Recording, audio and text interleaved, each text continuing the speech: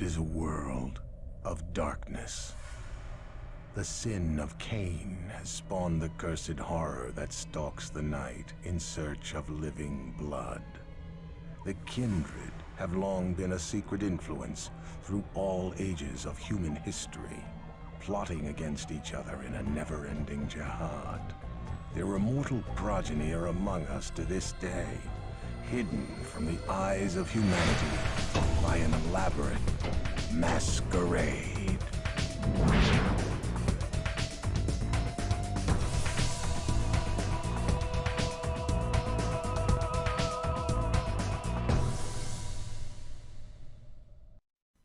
I'm not gonna lie, I wasn't looking forward to this. A Vampire the Masquerade game I never heard of. Everyone talks about Bloodlines, but Redemption? Uh-oh, there might be a reason for it. Well, when I was playing it, the whole time I was like,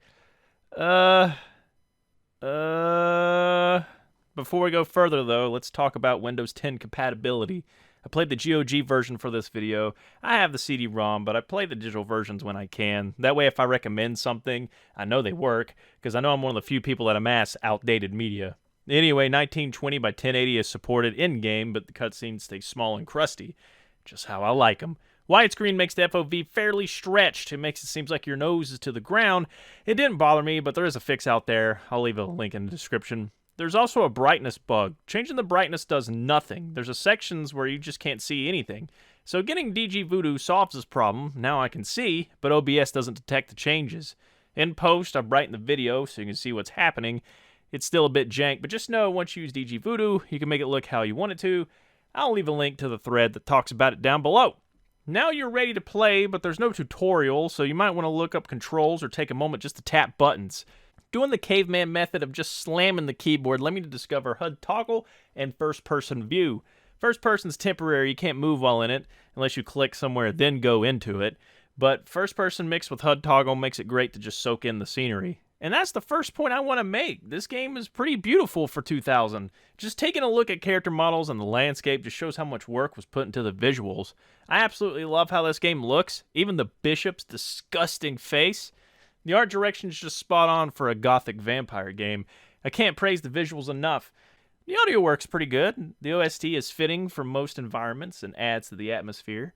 It's more ambient rather than being its own thing. It complements the scenery rather than stealing the spotlight.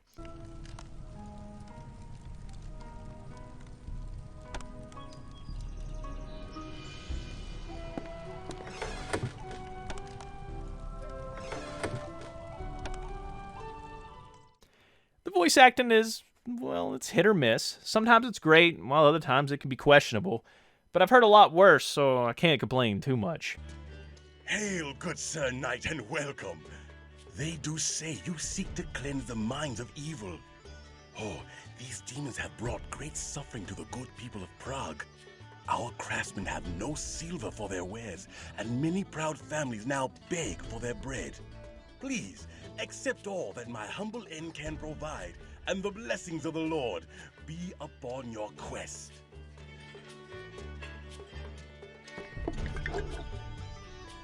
Audio and visual wise, we got ourselves a great game so far. Before I begin to talk about the plot, I think it's important to do gameplay first. I think the combat itself will determine whether or not you should seek this game out. So if you are familiar with RPGs from like Morrowind and back, then you understand dice rolls. You understand that dexterity, with a mixture of other attributes and equipment, is directly related to making contact with a target. This will probably alienate anyone who has only played Bethesda games from Oblivion onward, or something like The Witcher 3, and this isn't some kind of insult. Just times have changed, and this isn't the norm anymore. I'm pretty out of the loop. I haven't really been playing indie RPGs that's been coming out, so maybe this is still a thing, but just know that you have to get used to the fact that just because your sword appears to be hitting the enemy, doesn't mean it actually is. Think like XCOM, except you ain't told the percentage chance, and it's not turn-based. I would try to learn to adapt to it, because there are some fantastic RPGs that work like this. Anyway, Redemption's combat is a bit more rough. They decided to make everyone's accuracy ultra unpredictable. Either the fight's going to take a few minutes, or you wipe everyone out in seconds. Unfortunately, the same goes for the enemy. They can wipe you out with a few lucky critical hits. This is one of those games where I feel like I have no control over the course of the battle. No matter how much I throw into dexterity, I'm still swiping the air. This wouldn't be a huge problem if this game wasn't 90% combat. You commit genocide in Redemption. I'm not sure how there's any vampires left. You lay waste to hundreds of enemies. Every time I walk into a room and I see a bunch of enemies, I groan because I know I'm about to enter a chore and it's going to take forever to clear the room. And I might die and have to reload a save. Just click away and hope you kill them before they kill you. I mean, you can hold shift and then left click to pull off a strong attack. Ooh, diversity. The real meat and potatoes of combat is the magic or disciplines, as it's called. Instead of mana, you got blood. Throughout the game, you learn more disciplines that are absolutely devastating. At the beginning, at the first dungeon, you're just a mere mortal with a sword, so nothing fancy to do except click away. The dungeon boss is just...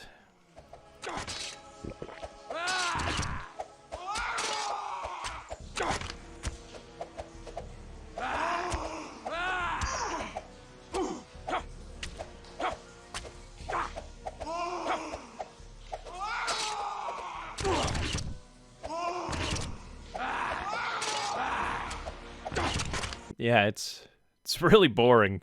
What a fun way to introduce the game to a new player. If you got the blood and you got good spells, the game becomes a lot more enjoyable, but it doesn't fix the balancing problem. The fights go from easy to frustratingly hard at an unpredictable rate. Save scumming is a godsend. Thank God I can save whenever I want, because there are some frustrating moments in this game where you'll just get wiped out. Throughout the game, you'll get some AI companions who will join you on your dungeon crawling adventures. They'll either help, get in the way, or act as glorified inventory expanders. You can control each companion if you want. With the pause function, you can plan out your attack. But I wouldn't. It's not worth the time and effort. The best method is to get every companion to surround an enemy. One of them is bound to make contact, but since a lot of the dungeons are tight corridors, this becomes hard to pull off. Having AI companions is only really useful when in large open areas. Your allies may get in the way of your cursor, interrupting your furious, futile clicking. They may also walk right in front of you while you're trying to feed and end up sucking their blood instead of the enemies. It would be better if there was some kind of like auto battle button where you just, you hold a hotkey and you left click and he just attacks until they die. I guess that it wouldn't really be a game anymore, but whatever. Also, the AI isn't the best at blood management, so often I switch them to force them to feed or eat a rat or something. Combat is just... it's just not good, in my opinion. Sure, there's moments where it feels satisfying, but those are rare happenings. There's glimpses of engaging combat, but it ends up being lost potential. There's just tiny annoyances like when the enemy runs away. Yes, I'm aware there's a discipline that'll bring them back, but certain enemies are immune to it. If the time to kill wasn't so high and the accuracy was more forgiving, I wouldn't be so harsh. But in the status quo, I'm so bored. It took forever for this video to come out because I was just forcing myself to play this. So what's left, After all that, what's left? The story? Oh man. Oh man, the story. The whole game you were controlling Kristoff. At the start, he's in Moravia during the Dark Ages doing some crusading for the church. He gets shot with an arrow and has to be taken to Prague for medical attention. A nun named Ineska gets him all healed up, and it's love at first sight. One night he discovers that the town's being harassed by some local monsters. This is the first dialogue decision. There's a stat called humanity, and certain gameplay choices will raise or lower it. It has a direct effect on which ending you get. Anyway, whatever choice is made, Kristoff heads to the mines to eliminate the threat. After you defeat the boss of the mines that I mentioned before, you end up attracting the attention of all the vampire clans. Big, powerful man might be a good addition to the Legion. Kristoff tells Ineska that he loves her, and she does the same, but because of the religious duties, they can't do anything, so he leaves. I thought this exchange was never going to end. Just take a listen. My lord, 'tis dusk. Thou shouldst not be out of doors. Fiends shall soon be legion. I would fight all fiends of hell to stand at thy door. And how may our holy order assist his lordship this eve? Milady, thou must hear me. I sought to tell thee once before, but fear took my voice. What power could daunt the man who hath faced demons from hell? The face of an angel from heaven. Oh, my lord, Thou hast struck me a wound that heals not. My life's blood pours out before me, and I cannot stanch it. I do love thee, fair Ineska.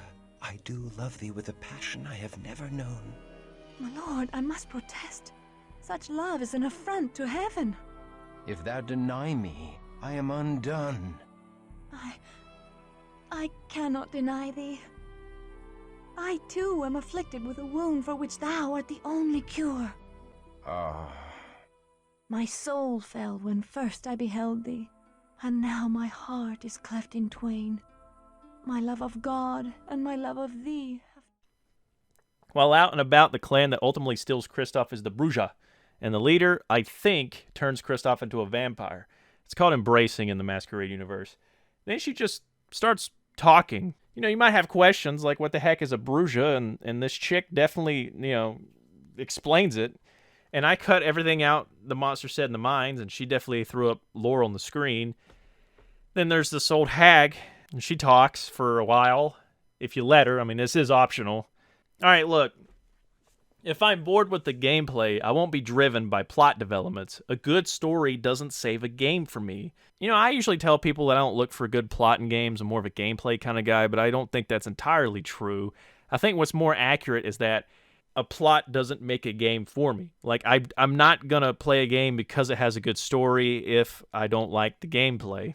That's why I don't like Telltale's games or visual novels. There's probably, better examples out there. But when you think about some of my favorite games of all time, like SWAT 3 and Shogo, you begin to see that story's not the most important thing for me. Well, what's doubly worse is that I don't have much investment in the Vampire the Masquerade lore. This game goes from the Crusades to modern day and tries to dump as much lore as it can in between. And from what I gather from the endless pit that is the Masquerade wiki, there's a lot of events in this game that are ultra important to the universe. Also, Redemption starts before the formation of the Masquerade, which is essentially a loose governing body that ensures vampires stay a secret. So there's a deep story here. And for someone who's really into Vampire the Masquerade lore and maybe into the tabletops and maybe into, things beyond the games, more into the fan-made stuff and literature and whatnot, maybe they would enjoy this much more, which is why I don't want to say this plot is bad. It just doesn't engage me. The twists and turns didn't really captivate me.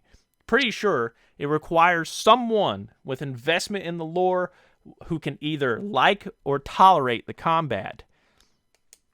Like most people, I love Bloodlines. The story to me is really interesting, especially on multiple playthroughs. But that game also has pretty bad combat. So I'm not sure what about Redemption puts me to sleep, but I'm okay with Bloodlines. It makes me want to revisit Bloodlines to see if my tastes have changed or something, and like I actually hate it, or be reminded why I love it so much. Seeing as it has similar aspects and problems. I'd probably do this on my own time, but if you'd like to see a video about it, let me know. But yeah, Redemption was a struggle to play. The developers of Redemption, Instigate, have a very interesting track record, with that Call of Duty Vita game being their last product. It's unfortunate that they didn't get a chance to refine their RPG making skills and create a better game, because everything is here. The in-depth story, the audio work, the visuals. The combat is its biggest downside, which takes up the majority of the playtime. Seeing as the modern day user reviews are positive, I'd say check it out, especially for someone who loves the Masquerade lore. I'm really curious to see what all of you think about this game if you played it. The next episode of Y2K PC Gaming is going to be a little weird.